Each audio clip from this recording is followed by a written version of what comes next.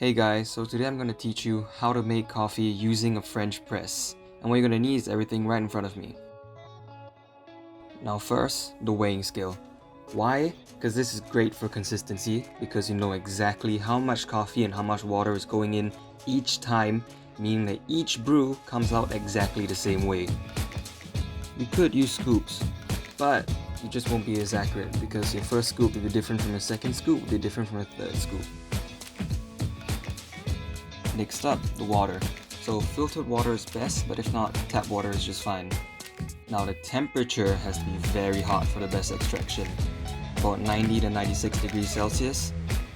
Some say don't use boiling hot water because it will burn the coffee, but that's just not true. From my experience, if I were to use boiling hot water, it just gets a bit more bitter with darker roast coffees, but with lighter roast, it turns out just fine. Now the main piece, the French press. Now this is an immersion style brewer, which means that the coffee grounds sit in with the water for the whole duration of brewing. Unlike something like the pour over, where the water just passes through the bed of coffee. This means that extraction is very easy for something like this. But this also means that over extraction is a real problem. Now extracting more may sound good, but in reality it isn't. Yes, you are extracting more from your coffee, but not everything inside your coffee should end up inside your cup. Over extraction tastes bitter and harsh, and not like something you'd want to drink. Now the metal filter is one of the most defining features about a French press. But what this means is not only that you don't have to keep on buying paper filters, but it also means that your coffee will be more full-bodied than if you were to use paper filters. Why? It's because the metal filter actually allows coffee oils in the coffee to pass through, while paper filters won't. These coffee oils contain a lot of aroma and gives coffee its body. So you like heavy-bodied coffee, this is the one for you. Now of course, the coffee.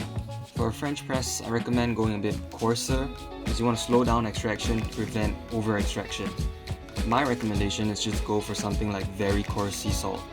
And if you're just buying it from somewhere, just ask them to grind it for you for a French press, they know what they're doing.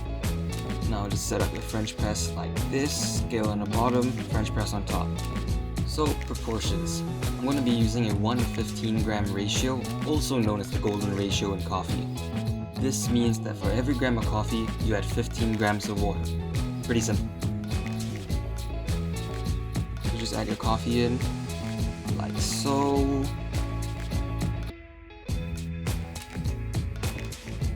Now add your water in while making sure that all the coffee gets wet.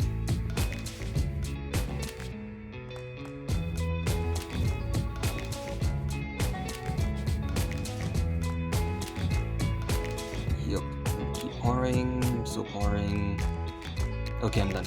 Now just put the lid back on, and unlike me, make sure you just plunge the coffee right below the surface of the water to make sure all the coffee gets wet.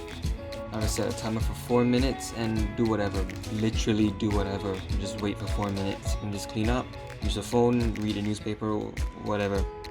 Okay, fast forward 4 minutes and you're good to go. Your coffee is done.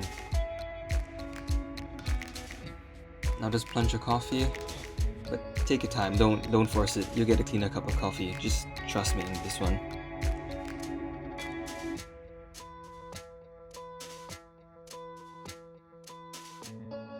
Now you can just pour it and enjoy it, but before that, let's just take a moment to appreciate this, alright?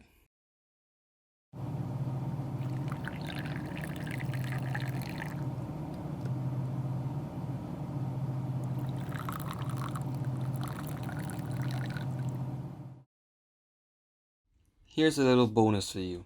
How to make cold brew using the same French press. Now for this, you're gonna need exactly the same things as before, but instead of hot water, you're gonna need room temperature water. Again, filtered's best. Another difference is the coarseness of your coffee grinds. This time, go a bit finer, but not too fine. So instead of very coarse sea salt, go for like average coarse sea salt.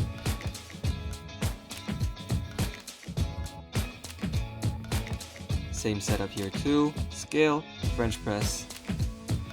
But this time add the coffee using a 1 to 5 gram ratio, meaning for every 1 gram of coffee, add 5 grams of water. But remember, this is a concentrate, meaning you dilute it at the end before drinking it. This allows you to make more coffee with less space. I know, right? Brilliant. When you're done, same deal again. Put a lid on and plunge the coffee just below the surface of the water. Then set a timer for 14 hours if you're leaving it at room temperature, or 24 hours if you're leaving it in the fridge.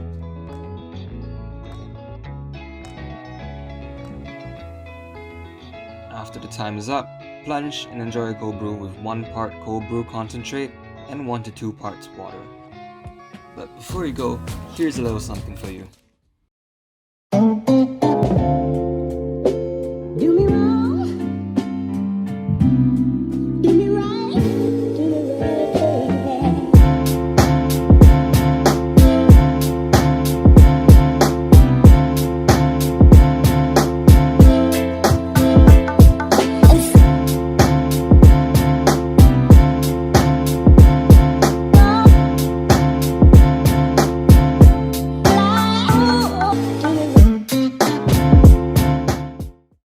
Thanks for watching the video. I hope you enjoyed the video, but most importantly, I hope you learned how to make coffee at home with your French press.